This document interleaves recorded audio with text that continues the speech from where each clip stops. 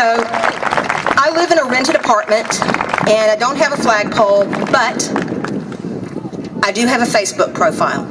So I turned my flag upside down on my profile. And I don't know about y'all, but I got lots of comments because I did that. Interesting comments, nice comments and not so nice comments. And one of my friends wrote to me and she said, flying the flag upside down is a sign of surrender, and you're the most bullheaded person I know. What in the hell have you surrendered to? And I said, well, if you would rephrase that and ask me what in the world I have surrendered to, I might answer you. And she laughed at me, and I laughed at her, because that's her favorite word that she likes to use, and I use it on many occasions as well. And she said, you know, I don't want to get into this too much with you because I remember that you have a military background, and I think you served in the military. Well, obviously she doesn't remember very much, because I lived down the hall from her, and I rode around campus in a yellow golf cart, and I couldn't pass the physical to get into the military, so, you know, anyway. Point being, maybe she remembered the fact I had told her that it had been my lifelong dream to be an airborne ranger. My lifelong dream, and when I was 4 years old and I wrote that letter to President Nixon, I told him, I dictated it to my dad, and he wrote it. I said, the reason that I need you to give me a dime for the March of Dimes is so that I can get cured and go be the first and highest ranking female officer in the American Army. He wrote me back a letter, and I still have it, and he said, well, young lady, I don't know what I can do, but not only did he send me one dime, he sent me 100 dimes. It was pretty awesome opening that envelope. But I digress. I said to her, I said, I have not surrendered to a thing. And I want to ask you, how objective are you about what's going on today? She's a journalist, and if she were truly objective, she would look at all the facts, not just what she feels. She would look at the facts, all of the facts, not just what she wants to hear. There are lots of things in the world that I don't want to hear, and I happen to be a journalist too, sort of part of the time when I'm not being a wife or being a 9/12 or a patriot trying to take back this country.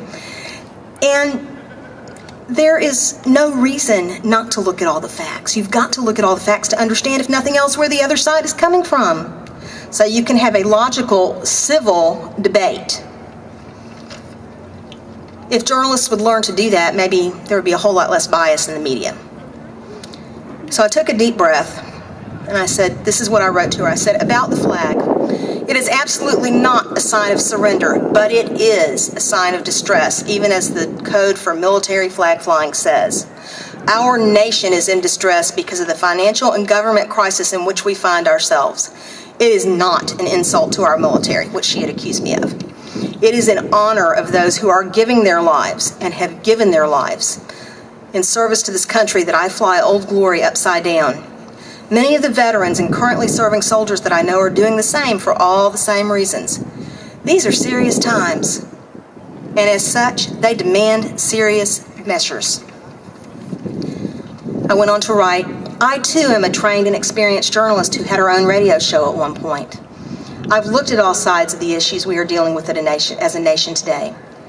We are not only in a point of national crisis, but we are at a point of individual crisis. We've forgotten that actions and choices have actual consequences, both good and bad. We've forgotten that everything else that we do, told you I was really worked up. My tongue is getting wrapped around my teeth here. We've forgotten that actions and choices have consequences, both good and bad. We have forgotten that everything we do as individuals impacts someone else. We have forfeited control over too much of our individual lives and liberties to a government that does not have our best interests at heart. We have forgotten how to live appropriately in community, caring for one another in times of their need, out of true compassion. True compassion is the desire of our hearts to make things go more smoothly for those around us as they are finding and making their own way. It is not giving them a handout. True compassion is not a government mandate to spread the wealth or put us all on equal footing. Sadly, in this country, we've stopped being a meritocracy. We've stopped understanding that we have to earn our way. And we have become a people of entitlement, of give it to me and give it to me now, and bigger and better than you gave it to the last person. We should be able to enjoy the fruits of our own labors and share with others as we see fit, not work like dogs only to have somebody come and take it away and give it to people who refuse to care for themselves. It is not the government's job to take care of me. It is the government's job to secure the borders and provide a safe environment by securing those borders and by defending those borders so that I can make my own way to success and live the American dreams within the means that I am able to achieve. Ronald Reagan once said that liberty is never more than one generation away from being a memory. I refuse to let it be my generation or the one coming after me, and hopefully not the one after that, who gives away our liberty because they were too comfortable and too daggone lazy to defend it both from a power-hungry government and their own sense of entitlement, as well as their refusal to work to both care for themselves as well as to contribute to the greater good of our nation. Unfortunately, my friend's mindset is all too prevalent in this country, and the mindset that I was explaining to her is all but disappearing. We've chosen to substitute flash for substance, recklessness for responsibility, and selective tolerance for true respect. We've chosen to turn a blind eye to character flaws of those with whom we agree, or that we like, or that we think are neat, and to put the microscope on the flaws of those that we don't agree with for whatever reason, or we don't happen to like, or that we find annoying, simply because we find it annoying. We got into a mess nationally because many of us are in a personal mess. The call is in the air to use the mops and the buckets given to us in the Constitution and in the Holy Scripture upon which that Constitution is based to clean up the national and personal mess that we are in.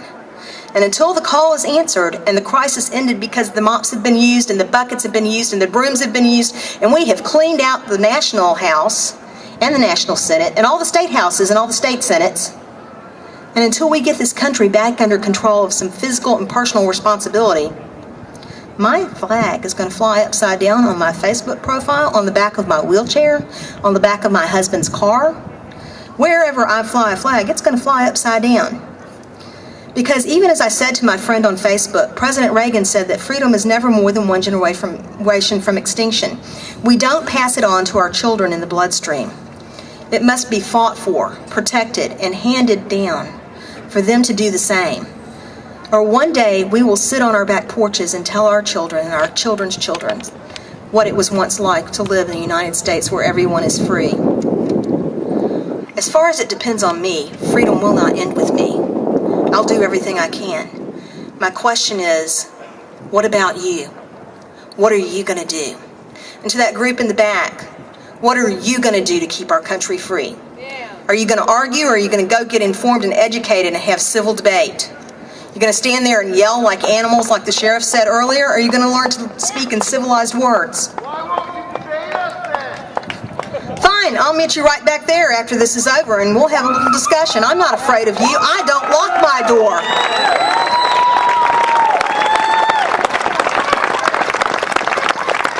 I don't lock my door when people want to come and see me because I have nothing to fear. I serve a great big God, and I have a fabulous husband who would lay down his life for me before he would let anybody hurt me. He's not here today, but I'm still not worried about it because right now, right beside me, I have angels. And I know that I'm right, and because I know that I'm right, because all of you know that you're right, we stand here proudly, shoulder to shoulder. We will take back this country.